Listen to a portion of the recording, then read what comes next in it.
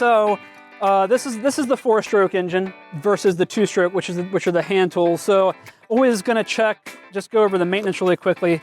I'm going to check the intake. This is the air filter here. I want to make sure this thing is clean in terms of assessing maybe why it wouldn't start. This does start fine.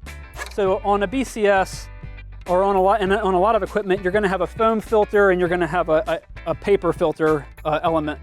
So the foam is like a pre-filter. Typically you can wash these and reuse them. After you wash it, you want to go ahead and dry it and then put a little oil on it so it captures more material.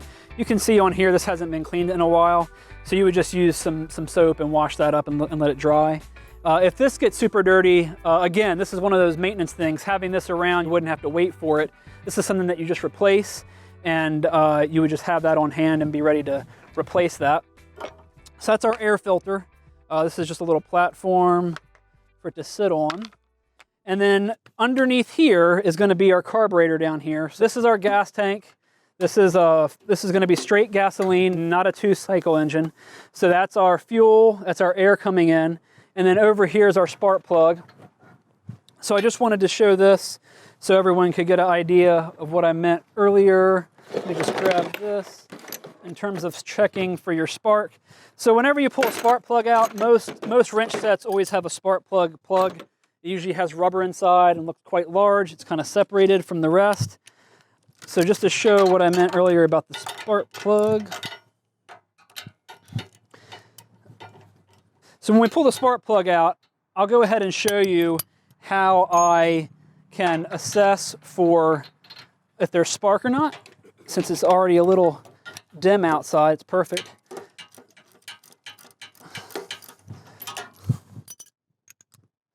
So we'll pull this out, and then what we're going to do is we're just going to hook it right back up to the wire, and then we're going to be able to pull the starting cord here, and then we'll be able to check for spark because it's going to be emitting a spark from the spark plug. So my air filter was pretty much clean, so if this wasn't starting, I'd know, hey, the air filter looks fine, there's nothing wrong with that. Now I'm going to check the spark, make sure there's nothing wrong with that, and then after those, I would assess the fuel, which is more than likely what it's going to be. Again, here's our fuel tank like we showed in that diagram. There's a fuel line running off of the underside of the fuel tank. It runs over here to the carburetor, which is just underneath the intake there.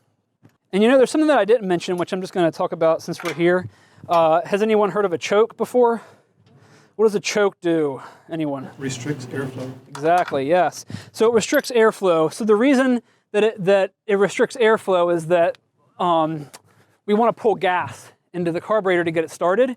So what it does is it chokes the engine of air, pulling more fuel, making it fire quicker. So when you're choking something, that's all you're doing. You're literally choking it of air. It's pulling fuel, then it starts running, and then it sounds like it runs badly right after that because it's not getting air. And then you turn the choke the other way, it opens up, and then it gets plenty of air and runs great. So that's what you're doing when you're choking. Most 4-stroke engines have a choke. So I just want to show this. So what I did is I just pulled out the spark plug. So when you pull it, you'll see a spark coming out of the spark plug.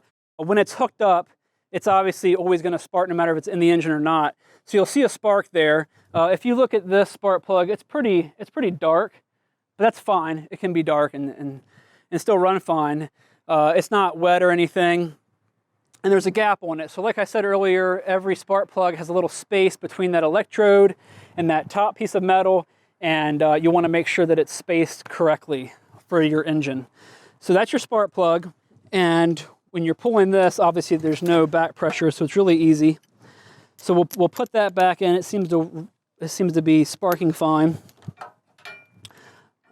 Let's see. So where did you see the spark? I did not see. It jumps between those two. It's just dim. That's why I said, you know, when I was trying to assess an engine that was running terribly, I couldn't see it at all until it was dark night, and then I saw a little spark, and that's how I knew that it was. Do you have to have it by metal? My dad. Typically, you put it near metal. Yeah. He puts like a screwdriver head on. Exactly. So I put it near that nut, and so it would jump over to it. Yeah. And the thing about spark plugs is that they can look perfectly clean, perfectly good, and they will spark well at that test, but in the engine under pressure, and especially as the heat builds up, it can fail. So you'll have symptoms of, it'll idle all right, but as soon as you want power out of it, it won't happen. And you're thinking, oh, I'm out of fuel, I've got a problem with something, and it's really just, a spark plug only costs about $4. So it's really a good idea to get the correct plug, which is very important to the heat range, or the heat at which the engine is running, and the way the carburetor is designed, and the way that particular engine is working. There's a specific spark plug for that engine, and you have to do that first, and you buy a plug or two and replace them, once a year is not unreasonable for $4. So don't try to clean it? Oh yeah, you can try it. I mean, I'll tell a story in myself. I had a John Deere, I have a John Deere tractor, little lawn tractor, 18 horsepower tractor. I cleaned the plug, it looked great, it fired, it just would not run, and I went through the fuel system, I went through everything. Finally, I took it to the dealer. I mean, ridiculously, I just couldn't figure it out. And he said, oh yeah, it's a Kawasaki engine. These engines have a real problem eating up spark plugs, and charged $3 for the plug and $40 for the service. And I felt like an idiot, but he said, just really, they fracture. They get hot and they fracture, and then the spark, the energy jumps from not through the electrode, but over to the side and right into the engine block, and so you're getting about 25% of the spark, and so it doesn't work. Another thing, if you overchoke one and get it wet, it won't fire, and you have to dry them or put a new plug in. So there are certain things that are super cheap and easy to try. So before you go ahead and pull the whole carburetor apart, you can obviously put a new air filter on it if you wanted. The spark plugs are really cheap, like Richard said, so $4. And I recommend just getting a typical spark plug. You can cross-reference online or in the store. A lot of times they'll have a cross-reference depending on the make, if it's an NGK. Or if you go to Lowe's, they have these E-something or others now. And so if you go in there, a lot of times they'll have a cross-reference, and you can find by looking at your spark plug which one will fit. And always having a couple of those on hand, like all of your equipment, having these maintenance things on hand. You don't have to wonder, oh, maybe it's a spark plug. Just put a new one in. If it still doesn't start, then you know it's something else, and then you've assessed it. You're done, and you don't sit there wondering for the rest of the day if that's what it was. So, again, fuel tank is feeding the carburetor. I mentioned choke. So on here, the choke is right here on the side, and then the on-off. Like I said, a lot of engines have a stopcock or a little valve that turns the flow of gas on or off, and so that's there as well. So we choke, you keep it off to start it, and then you. Yeah. So if you look at the image that it shows on the machine, if it shows a little symbol, it's the one that looks like it's closing or closed, and that's choked or on, and that's how you want it when you try to first start it. That way, it pulls the fuel through, gets started, and then quickly you manually open that choke back up. The air flows through, and then it evens out and runs great, right? Ideally. As a side note, I always turn the throttle up pretty high when I first start something, just to give it the best chance of starting. Sometimes, even with good running equipment, if you have the throttle all the way down, it may not even start. So that's a really quick way to troubleshoot that. So I usually throttle all the way up, choke on. Starting fluid? Yeah. So I had this motorcycle when I was growing up, and I literally could not start it without spraying it with starting fluid. I didn't know what was wrong with it, but every time I tried to start it, I would spray starting fluid, and it started fine and great. And how that works, so if you ever want to try starting fluid, you can go into the auto parts store. It says starting fluid on it. What I always did was I would take the plug out, and I'd spray it right inside the cylinder, right inside the hole where the spark plug goes in. And that way, that's basically where the fuel and air go typically to get ignited. So if you put starting fluid in there, it's highly flammable. It's probably going to at least get a couple fires with that, and sometimes that's enough to get the engine running, pulling fuel. Is there any way that doing that all the time is bad for the engine? Always putting starting fluid in it? Well, it may not be necessarily bad for the engine, but you're not addressing maybe what is the actual issue. So I would question if there's something else that's being affected by not addressing the actual issue, whatever that issue may be. Starting fluid, I mean, I did that for a couple years in an engine and never had any never had any ill effects. There's these little tricks, right, that you can just, it'll just limp the engine along. And a lot of times it's like a clogged line where it's just not getting enough pull by pull starting it, but when the engine runs itself and fires a few times, it gets enough pull that it starts to pull that air and Starting fuel. fluid can help diagnose a carburetor problem versus a spark problem.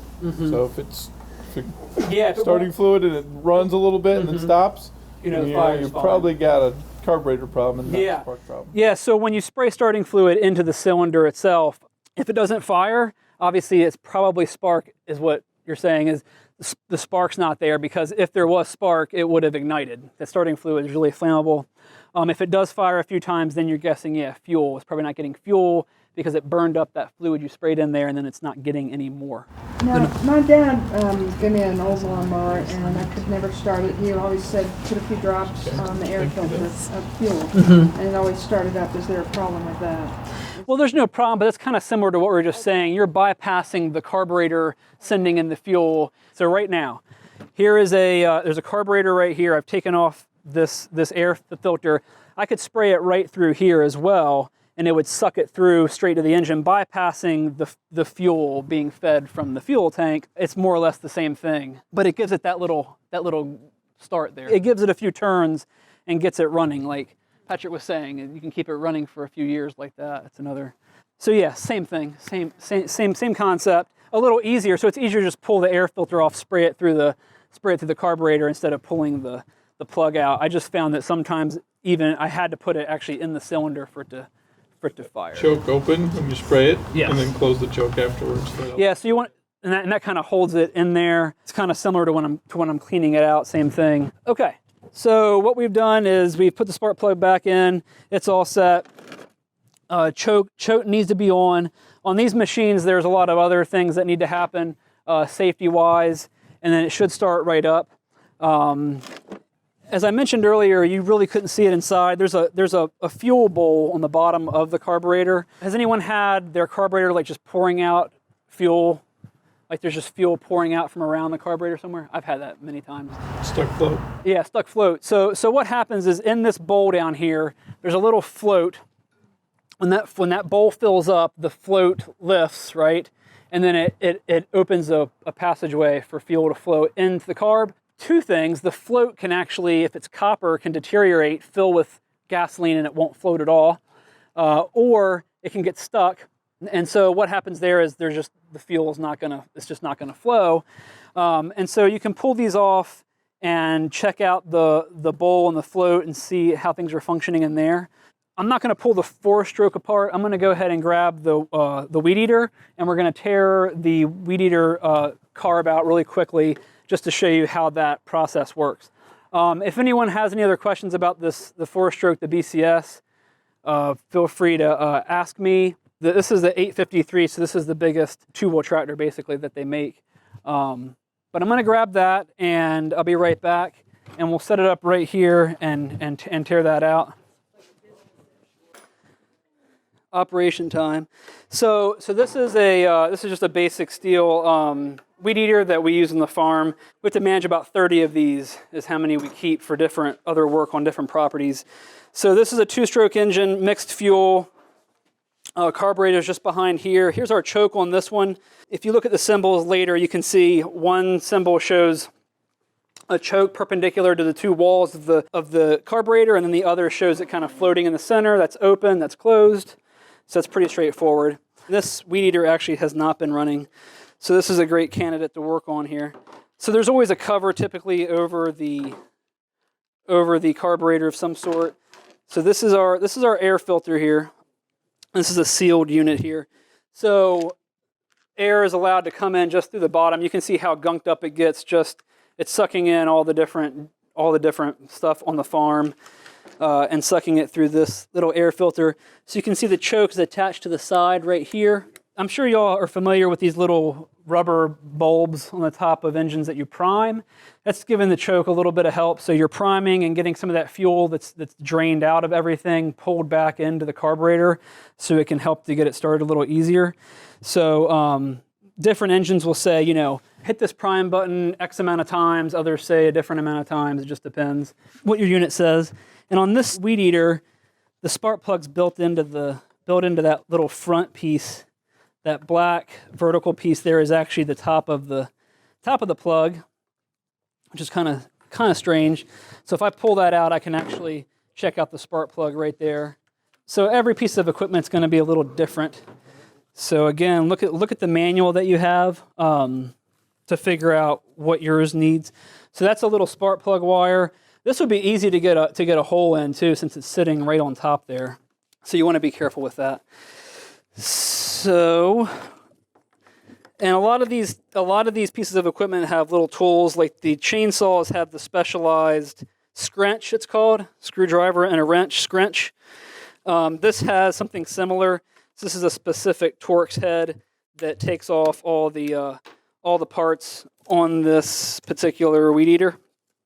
So you want to make sure you have the right tools, or it's going to be a really tough time getting it all taken apart, because you're going to have to go find all these special pieces for it. So as I mentioned earlier, they all have a little spark arrestor inside the exhaust, which you could look at in a minute. So cover comes off. Again, this is nice because they're small engines and it's easy to see everything. So as we saw on the video, air comes in here. This is the carburetor. Here's your exhaust. Here's the cylinder and the pistons under here. Here's your spark plug. So really, really easy. And like I mentioned earlier, mice could chew right through something like this. So this is your kill switch on this piece of equipment. And there are two leads that'll allow it to run or not. And if these get chewed through, for instance, the engine's not going to start. It's not going to know that the kill switch is in the off or run position. So yeah, and inside here, there's a little screen that has a Phillips that holds it on. That's the spark arrestor. You can easily replace those, take those on and off. So we're going to look at this end. So here's our carburetor right here. It's quite small. It has the fuel line coming in from the gas tank. Gas tank is down here. Fuel line comes up and runs into the side here next to the bulb. This is what we typically push to get it primed. I'll mention in here on this saw, all the idle and the high-low speeds are accessible from the back. Usually the idle is by itself, and then the high and low speeds are next to each other. Again, the high speed setting is the furthest away from the engine typically, so it's the one closest to the air filter. So you could adjust those from out here. And a lot of them have a little plastic covering that you want to slide off before you start adjusting. Just a quick side note to know that. So we're going to grab the pan in a second. This is kind of dirty in here, so typically we'd spray this down just so we can see everything a little better. So this specific piece of equipment has this rigid, the air filter is like this rigid metal box. It's kind of unusual. So this is a great example of when you buy something that's a little more expensive versus a little cheaper. If you went and bought a cheaper version of the weed eater home, I don't want to say what brand necessarily, but something that's cheaper, it's going to be easier to tear apart probably, and it's also potentially not going to last as long, more throwaway. So just a side note, on these weed eaters, we might spend $500 or something like that, or $400.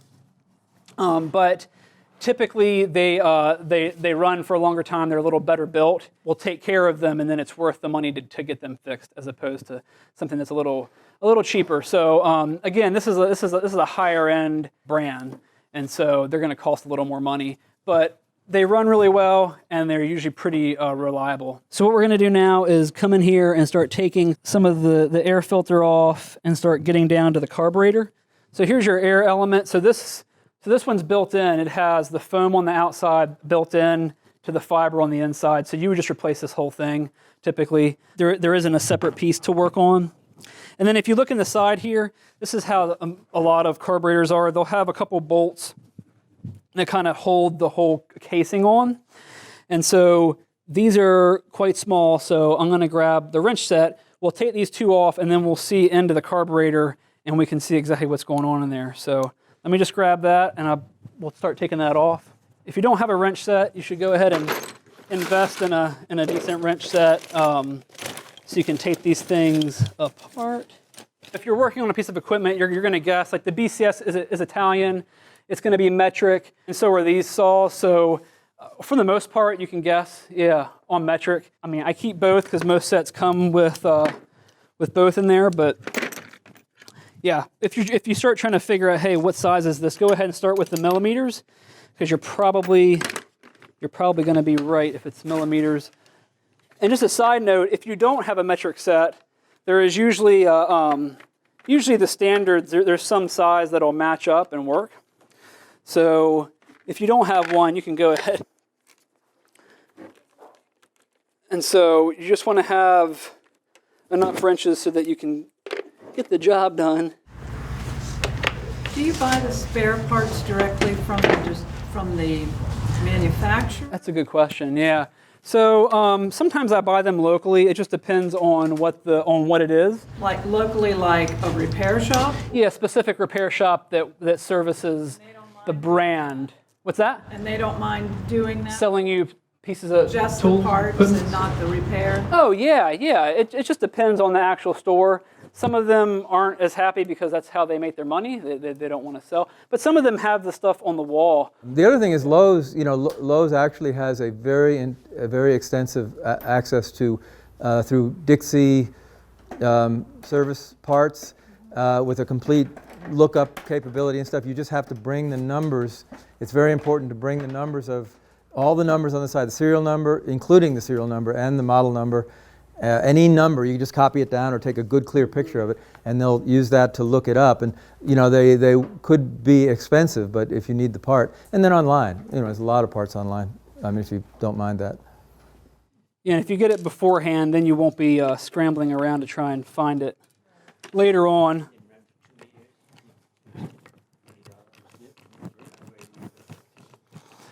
Yeah, so there are a few different shops. Some of them charge more than others. What would you say is the top brands, Richard, for... On these things? Yeah, for chainsaws. Like you said, the two here you're looking at. I mean, it's like the professional brands would be John's Red, Steel, and Husqvarna. John's Red's just another Swedish manufacturer that's very similar to the Husqvarna. So now we've gotten down to the carburetor itself. So here's our choking.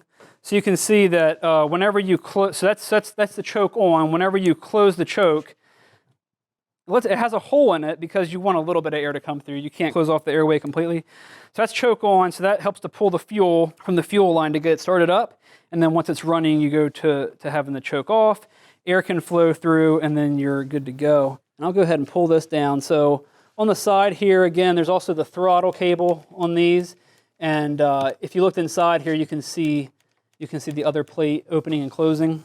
So these are a little more technical in terms of pulling them apart sometimes. So you need to disconnect the different things that are attached. A lot of times, just a side note, so whenever I'm working on any piece of equipment, be it a car or be it a small engine, I usually keep baggies around and a Sharpie, and I document everything with photos as I go. And because of what happens a lot of times, especially on a farm, and I've done this, is that you tear the thing down and you're like, I'm gonna knock this out today. I'm gonna have this up and running in like 3 hours. It's gonna be amazing. We're gonna get out there and work.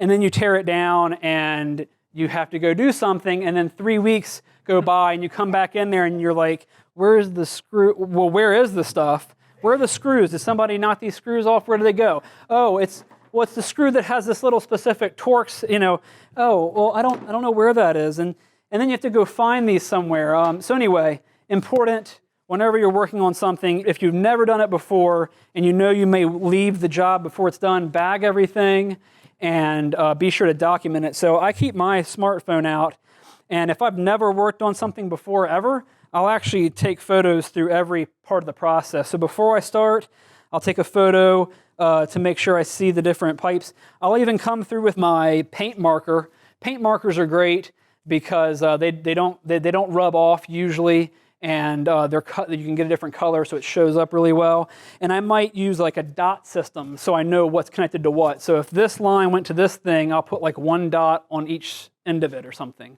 just as an example. And that way I can track and know exactly where it is, because sometimes even in a photo you can't see exactly what's going on, and then you end up still not knowing. So take photos, bag, and then tag things so you know where they go, because you may end up getting down even further than you expected to on working on something, and then you've forgotten totally where things went. And then even if a couple days go by, you might forget, let alone 3 weeks.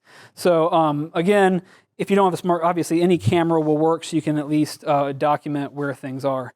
And same thing goes for settings even. So if you have settings on a certain piece of equipment, you might document it or make a line, a tick mark as to where it's set. If I replace clutches, I always do that. Or if I replace certain things that I want to line back up later, I might make lines to know where it was set. So yes, so now we're down to this. Like I mentioned earlier, there are these little plastic pieces that are set that are the idle set screws. So you can take the same tool or a flathead, stick it in here, and make all your adjustments from the rear. You want to do that when it's not torn apart, of course.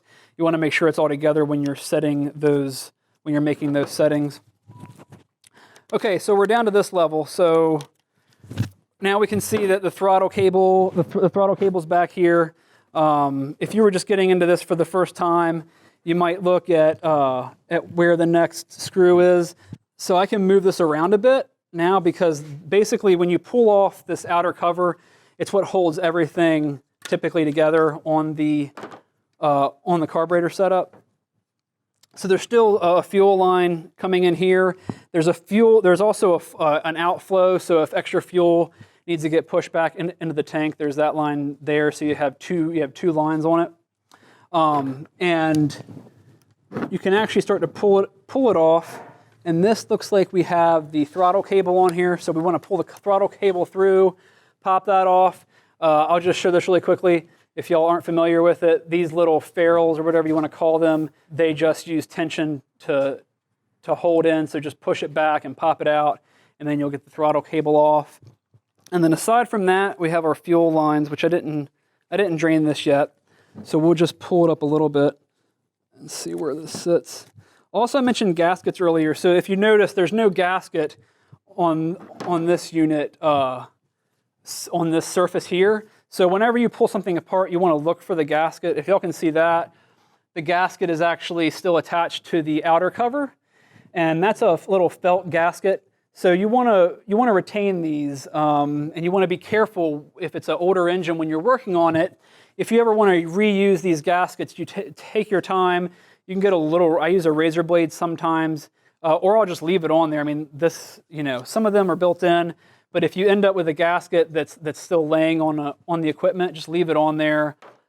It's definitely important for the seal to happen, so you want to make sure that if you tear these, that you replace them. So keeping some of these gaskets on hand is always a good idea as well, in case you tear one apart. It's easy to tear up these gaskets. A lot of times they're fiber, kind of papery. They'll just fall apart really easily if they're old. Some other companies use rubber. It just depends on the equipment. So always be aware of those gaskets when you're pulling the equipment apart. If you do tear it up, be sure to replace it. There's even gasket material that you can cut new gaskets from, but typically I would just go ahead and get a replacement gasket if you can, instead of trying to cut one.